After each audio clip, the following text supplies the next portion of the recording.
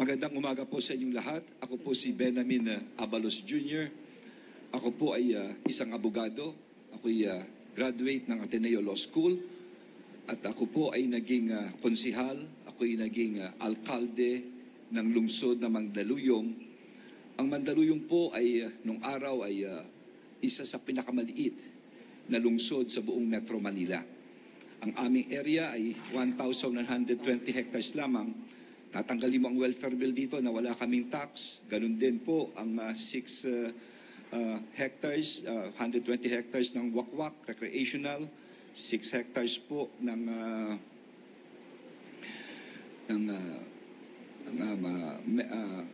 mental hospital.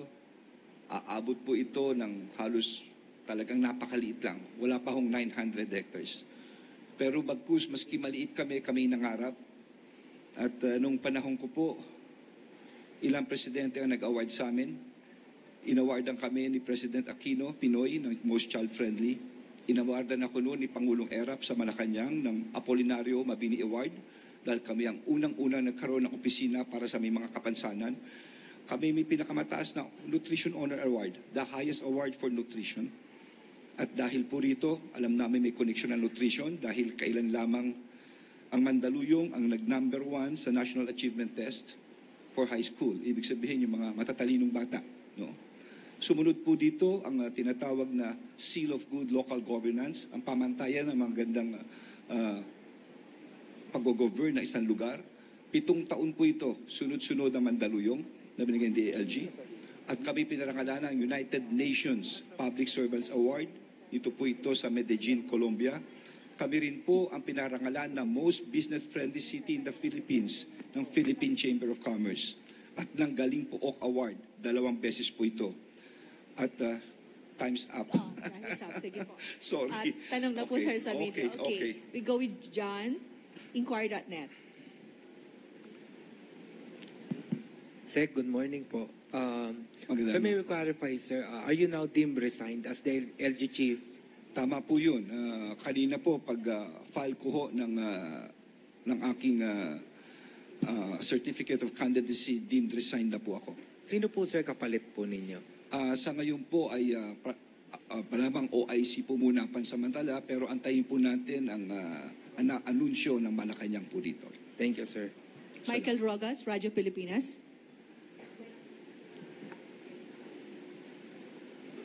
Hi, Secretary. Magandang umaga po. Magandang umaga. Michael Rogas po from Radyo Pilipinas. Sa 3 taon po ninyo bilang kalihim po ng DILG, napakarami po ninyo mga accomplishment. Paglaban sa illegal na droga, pagpapalakas po sa kampanya, laban po sa krimen, paghahanap po ng mga wanted person. Marami po mga local leaders na nagsasabi, bakit daw po kagad kayo umakyat sa Senado at bakit nyo po iniwanan agad ang DILG na sana ay mas marami pa po kayong accomplishment na magagawa sa mga susunod na mga panahon. Alam mo, Michael, kanya-kanya pong kapalaran yan eh. Ano po? Ang importante lang sa akin, sa lahat na nagampanan ko, magmula mayor, magmula congressman, magmula nung COVID time. Ako po ang chairman ng MMDA. Napakahirap dahil kalaban mo nung COVID. Ngayon, DILG. Siguro ang importante sa kwento ay maganda yung ending.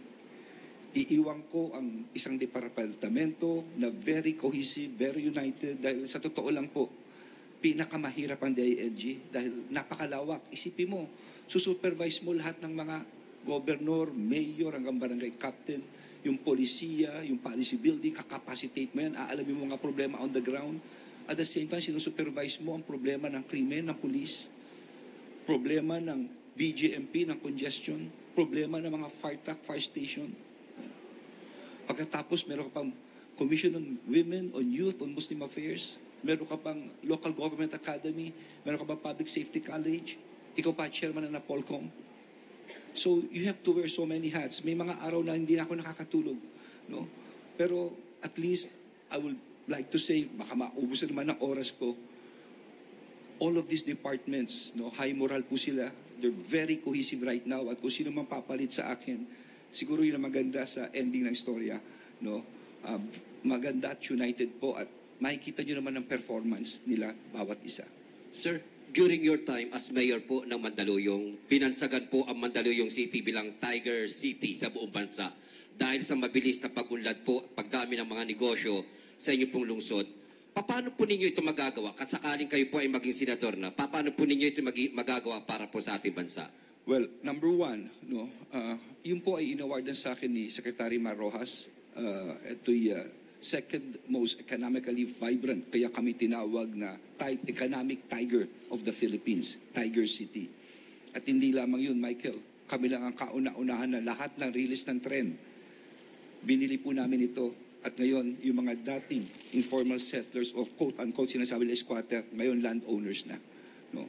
Inubos po namin yan at pabahay namin, sariling pera po namin ang ginamit namin.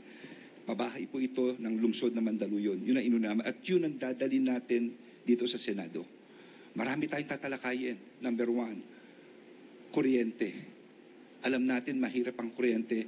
Tayo ang pangalawa isa sa pinakamahal sa buong ASEAN. Tingnan natin, bakit nagkakaganon? Yung bang mga VAT, yung ating mga grid, no? In fact, sa isang hearing, sinasabi ito ni Kusi noong 2021 sa Senate hearing. Meron tayong excess na 2,543 megawatt, no, na power sa Visayas at Mindanao na pwedeng i-augment sa Luzon. Pero ano nangyari? Hindi nadala because yung transmission line kulang. Hindi ba? Isipin mo kung bumaba ang kuryente mo. This will mean dadami manufacturing, dadami po ang trabaho. At pangalawa, siguro tignan din natin ang agrikultura. Ang ating mga farmers. Ito'y gusto kong tutukan. Magandang ginagawa ng ating mahal na Pangulo, si Sakiko, no? Unang-una na magsasaka. Magpa 5-6 yan, uutang yan, sigurado. Siguro, importante tulungan natin yung ginagawa nilang ngayon. Gagawin nilang 2%. Hindi ko maganda yan. Institutionalize na natin para mawala sa lahat sa magsasaka. Incentivize natin ang mga lupang agrikultura dahil baka mag-convert sila. Kung kailangan babaan mo realty tax, babaan mo. No? This is the kind of things na kinakailangan natin. It is what is called as food sustainability. No? So yun, malapit sa sikmura, pagkain, kuryente, at higit sa lahat. Kung saan ako ngayon ng DILG governance. Ano ito? Yung Local Government Code 1991 pa yan. Yan ang Biblia ng lahat ng mga ng istruktura ng gobyerno. Pero luma na, nakikita natin depekto. Nakalagay dito ang barangay, ang papagawa ng barangay road. Hindi na po pwede yun. Yung polisiya sa agriculture, din-evolve natin, effective ba ito o hindi. Sa kalusugan, sinasabi rito, lahat ng probinsya kailangan may tertiary hospital, sabi ng code. Pero hindi lahat pinanganak ng mayaman. May mga probinsyang mahihirap. Hindi nila kaya ito. Dapat pasukan ito ng national government. So yun, aside from the fact na of course, ang ating criminal code is already outdated. Being a lawyer myself, tayo lang yata ang may batas na dischero. Dischero is basta ka sa adultery, hindi ka makakapasok within a certain area. Maski sa Spain, wala nang dischero no? So maraming pwedeng gawin sa Senado. Mon Galvez, TV5. Sec, magandang umaga po. Mon Gualvez from TV5. Yeah. Sir, given those somehow accomplishments you had at saka mga nagawa po from local government, how are you preparing as well sa pagharap po sa mga bashers or sabihin natin sa social media? How are you ready to face those at least masabi ko yung mga accomplishments that you had given na sa top 12 pumapasok ko kayo sa ilang survey pero nasa bottom? Well, ako'y naniniwala, no? Una-una bago umukha po ako, no?